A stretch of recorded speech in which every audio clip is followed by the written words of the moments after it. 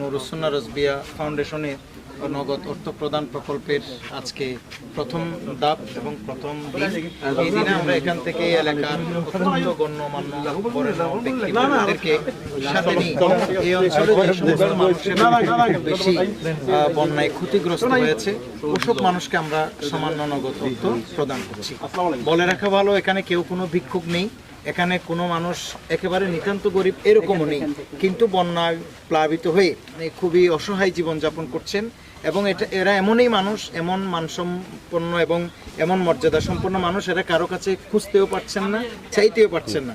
কাজে আমরা কাদেরকে টাকা দিচ্ছি এটা কিন্তু আমরা ফোরাপ করছি না, তিনাদের চেহারা দেখিয়ে আমরা তিনাদেরকে ছোটো করতে চাই না।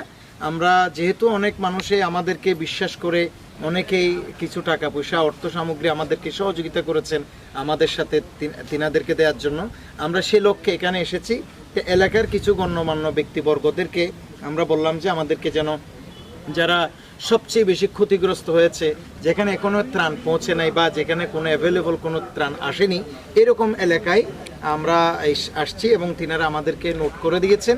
সেই নোট হিসেবে আমরা সেই লিস্টটি মোতাবেক আমরা আপন আপন জায়গায় গিয়ে যারা যেখানে আছেন সেখানে গিয়ে আমরা এই ত্রাণগুলো যথাযথ আমাদের এই অর্থগুলো নগদ অর্থগুলো আমরা যথাযথভাবে পৌঁছানোর চেষ্টা করছি। সবাই নিতে পারবে এখানে না আপলোড এখানে অবস্থি ওষুধের 72 জন করেছি তো না